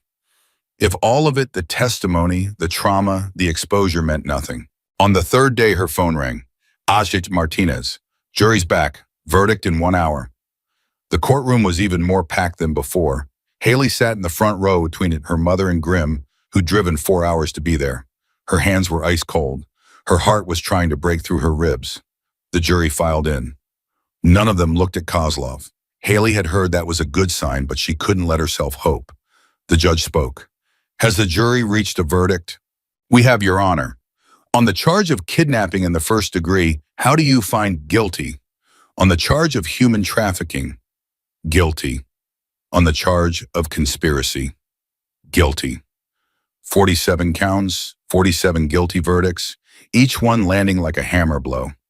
Kozlov's face remained blank until the judge announced sentencing would result in life without parole. Then something flickered in those dead eyes. Not remorse. Rage. He turned to look directly at Hailey. Mouthed 2 words I'll remember. Grim was on his feet instantly, blocking Kozlov's view. "You're done. You don't get to look at her anymore." Marshals grabbed Kozlov and let him out. He kept trying to turn back, kept trying to get that last look, but Grim's body blocked him until he was gone. Hailey realized she was crying. Not sad tears. Relief so profound it felt like her bones were dissolving. Her mother was crying too. Agent Martinez had her hand over her mouth, her eyes wet. "It's over," Martinez said. "He's never getting out." But it wasn't over. 2 weeks later came the congressman's trial, then the judges, then 6 other buyers and facilitators. Hailey testified in every single one. Each time defense attorneys tried to break her. Each time she held firm. And each time the jury came back with guilty verdicts. By the 6th trial, the pattern was clear. Defense attorneys could plant doubt, but they couldn't erase the mountain of evidence. Couldn't explain away the digital records, the confessions, the testimonies of 37 other victims, all telling the same story. One by one, the trafficking network fell. 6 months after her kidnapping, Hailey returned to school for her senior year. She'd missed so much that she had to do summer school to catch up. But she'd made it. Somehow, despite everything, she'd made it. Her first day back, she wore the Hells Angels vest. A teacher tried to make her remove it. The principal intervened. "Miss Monroe can wear whatever she wants," the principal said firmly. "Those people saved her life. If she wants to honor them, that's her right." Word spread fast. By lunch, half the school was asking about the vest, about the trials, about what came next. Hailey answered honestly. Yes, she still had nightmares. Yes, she still sometimes panicked in parking lots. Yes, it was hard. But yes, she was surviving. A freshman girl approached her nervously after school. "I saw your interview about speaking up. I need to tell someone something, but I'm scared." Hailey's chest tightened. "What happened?" "My cousin. He did things. Told me nobody would believe me if I said anything. But after watching you testify on TV, I think maybe someone would believe me." "Someone will. I promise you someone will." Do you want me to go with you to the counselor? The girl nodded, crying. They walked together to the counselor's office. Hailey sat beside her while the girl told her story in a shaking voice. The counselor called the police. Procedures were followed. Another predator was exposed because one girl found courage in watching another girl refuse to stay silent. This kept happening, not just at school. Girls reached out online through Rebecca's support network through Agent Martinez, each one carrying their own trauma, their own fear, their own desperate hope that maybe this time someone would listen. Hailey talked to all of them, not as someone who had all the answers, as someone who was still figuring it out herself, who still woke up screaming some nights, who still saw cargo vans and felt her chest tighten, but who was choosing every single day to keep fighting. Rebecca's support network grew to over 200 members. They started meeting twice a week, started hosting workshops about healing and advocacy and supporting each other, started making noise about how trafficking happened and how to prevent it and how to help survivors rebuild. Hailey became the unofficial spokesperson, did interviews, spoke at conferences, testified before state legislatures about strengthening anti-trafficking laws, used her voice because staying silent was no longer an option. On the one-year anniversary of her kidnapping, Hailey returned to the compound where she'd been rescued. It was abandoned now, crime scene tape, faded weeds growing through cracked pavement, but the memory was sharp as ever. She wasn't alone. Grim rode beside her. Sarah was there, Diane, Ghost, Axe. Dozens of bikers who'd ridden that night formed a circle around the empty buildings. I came here to Hailey said quietly. That's what this place was supposed to be. The end of my story.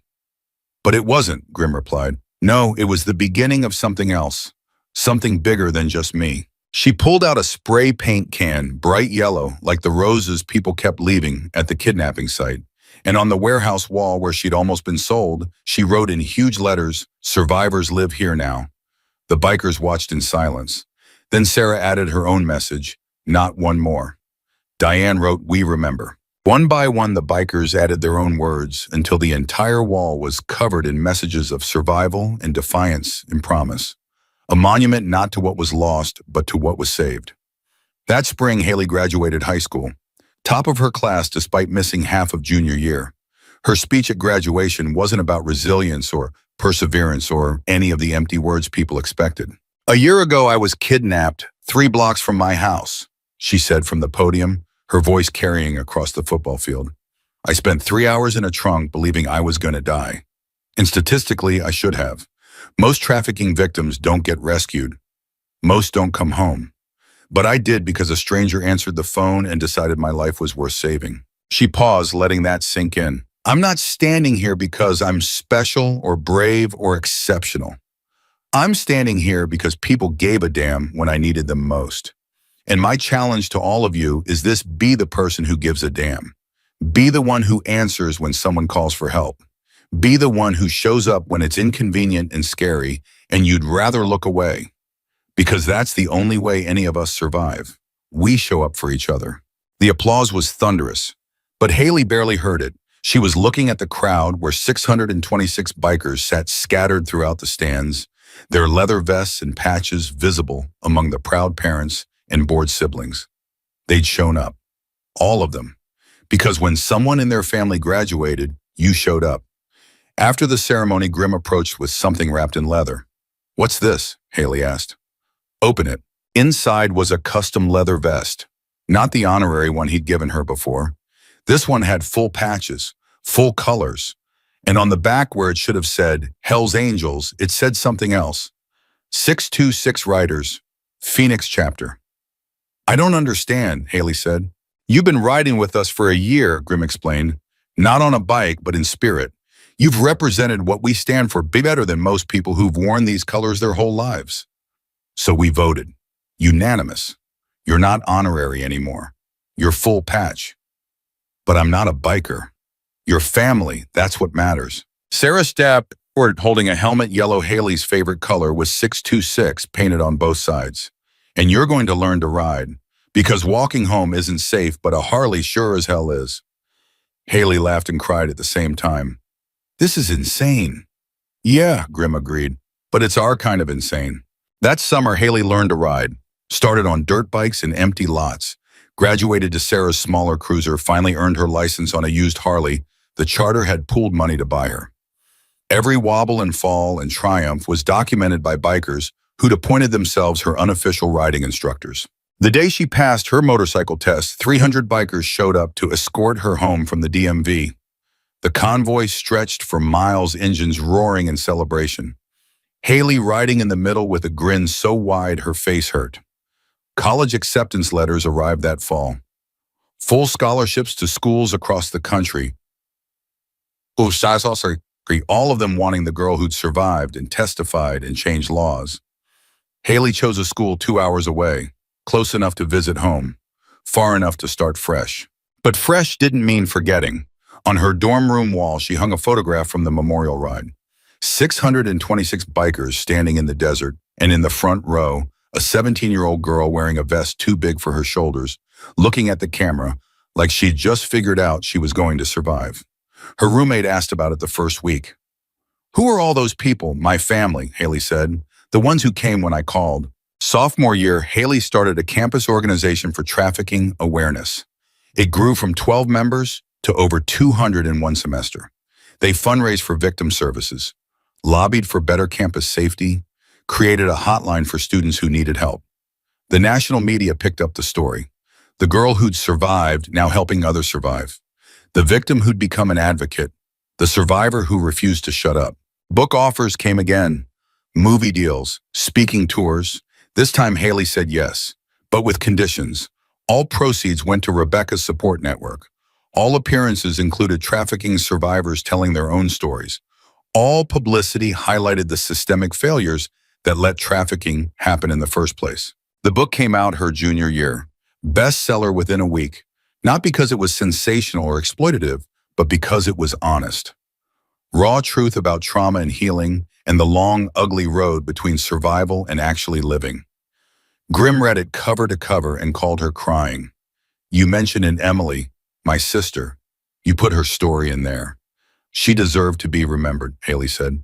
"Every victim deserves to be remembered." "Thank you. I never knew how to keep her memory alive. You did that." The movie was harder. Hollywood wanted to make it dramatic, wanted car chases and shootouts and a neat ending where everyone was fine. Hailey fought them on every detail. "This isn't an action movie," she told the director. "This is about trauma, about how surviving isn't the end of the story, it's the beginning of a different one. You want to make this, you make it real." They compromised. The movie showed the rescue, but it also showed the aftermath. The nightmares, the panic attacks, the long painful therapy sessions, the courtroom battles, the slow healing that looked nothing like Hollywood usually portrayed. Critics called it too dark, too honest, too real. Survivors called it perfect. On the 5-year anniversary of her kidnapping, Hailey stood on the same street corner where she'd been taken. But this time she wasn't alone. Hundreds of survivors stood with her. Victims of trafficking, assault violence, all of them wearing yellow, all of them holding candles, all of them refusing to be silent anymore. The press was there, the cameras, the microphones. But Hailey didn't care about them. She spoke to the survivors. 5 years ago, I was grabbed off this street. Today, I'm standing here by choice. Not because I've forgotten, not because the trauma disappeared, but because I decided that my kidnapping wouldn't be the only thing that defined me. She looked around at the faces, young and old, scared and strong, broken and healing. Every person here has survived something terrible, and every person here is choosing to keep surviving.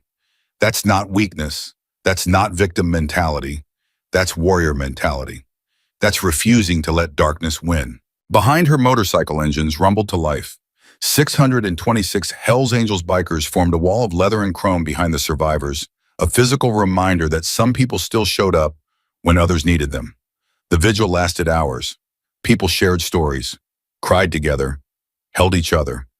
And when it ended, nobody went home feeling broken. They went home feeling seen. Hailey graduated college with honors, double major in psychology and criminal justice. Job offers came from FBI, from advocacy groups, from law firms. She chose the advocacy work, started a national organization focused on trafficking, prevention, and survivor support. Named it 626 Voices in honor of the bikers who'd saved her life and the survivors who'd found their voices afterward. 10 years after her kidnapping, Agent Martinez retired from the FBI. At her retirement party, she pulled Hailey aside. "You know what I'm most proud of in my career?" Martinez asked. "Taking down Kozlov's network, answering your call the night we met, choosing to work with those bikers instead of arresting them, watching you transform from a terrified kid into the woman standing in front of me. That's my legacy. My rescue was your legacy. Your survival was. Because you didn't just survive. You thrived. You helped hundreds of other survivors thrive. You changed laws, changed systems, changed minds. That phone call you made, it saved more than just you." Hailey hugged her. "Thank you for believing me. Thank you for being worth believing in." 15 years after the kidnapping, Hailey stood at Grim's funeral. He died the way he'd lived on his bike, riding fast, going out on his own terms after 73 years of refusing to slow down. The service was massive. Bikers from every state, survivors he'd helped over the years, people whose lives he'd touched. Hailey gave the eulogy. "Grim saved my life the night I called that bar, but he'd been saving lives long before mine. Every time he answered when someone needed help. Every time he stood between danger and innocent people. Every time he proved that outlaws could also be heroes." She paused, her voice thick. "He lost his sister Emily when he was 22. Spent the next 50 years making sure other people's sisters came home. He didn't save all of them, but he saved enough. And for the families of those survivors, he saved everything." After the service, Sarah approached Hailey with an envelope. "Grim wanted you to have this. Made me promise to give it to you after he was gone." Inside was a letter in Grim's rough handwriting. "Hailey, if you're reading this, I'm dead. Good. Lived long enough. But I wanted you to know something. That night you called, I was done. Done with life, done with fighting, done with carrying Emily's ghost. I'd put a gun in my saddlebag that morning, planning to ride into the desert and not come back. Then your call came through, and suddenly I had a reason to stick around. You saved my life as much as I saved yours. Thank you for that. Keep riding, keep fighting, keep answering when people call. Grim." Hailey read it 3 times before she could see through her tears. 20 years after her kidnapping, 626 voices had helped over 10,000 survivors, changed federal trafficking laws, trained law enforcement in 20 states, created safe houses in 15 cities, and most importantly, proved that survival was possible even when it seemed impossible. Hailey stood at a press conference announcing their latest initiative, a partnership with motorcycle clubs across America to create rapid response networks for missing persons. Bikers trained to mobilize when someone disappeared. People who would answer the call and ride into darkness to bring someone home. This started with one phone call, Hailey told the gathered press. One terrified girl blindly dialing numbers in a trunk. One man who answered instead of hanging up. One charter of bikers who decided that saving a stranger was more important than finishing their drinks. And from that one call, thousands of lives have been saved. She gestured to the crowd behind her survivors who'd found healing bikers, who'd answered calls, families who'd gotten their loved ones back. We named this organization 626 Voices because that's how many bikers showed up the night I was rescued. But really, it's about every voice that refuses to stay silent, every person who calls for help, every person who answers, every survivor who speaks up, and every ally who listens. She paused, looking directly into the cameras. If you're watching this and you're scared, if you're trapped, if you need help, call someone. Call anyone. Keep calling until someone answers. And if you're watching this and someone calls you for help, answer. Show up. Ride into the darkness if that's what it takes. Because somewhere right now, someone is in a trunk praying for rescue, and they deserve the same chance I got. The press conference ended, the cameras turned off, life continued. But somewhere across America, a phone rang in a bar where bikers were drinking. And when a scared voice asked for help, someone answered. They would always answer, because that's what family does. And once you've ridden through hell to save someone, once you've proven that monsters can be beaten and darkness can be survived, you never stop showing up. You never stop answering the call. You never stop fighting for the ones who can't fight for themselves. And you never ever let anyone face the darkness alone. Not while there are 626 riders ready to respond. Not while there are voices refusing to be silenced. Not while survivors keep standing up and saying, This happened to me, but it didn't destroy me. Hailey Monroe was 17 when she was kidnapped. She was 17 when 626 bikers saved her life. She spent the next 30 years saving others. And when she finally died at 73, surrounded by family, both blood and chosen, leaving behind a legacy of thousands rescued and millions inspired. Her last words were the same words Grimm had said to her that first night on the phone. "You're not alone. We're coming to get you." Because some promises echo forever. Some rides never really end, and some phone calls change everything.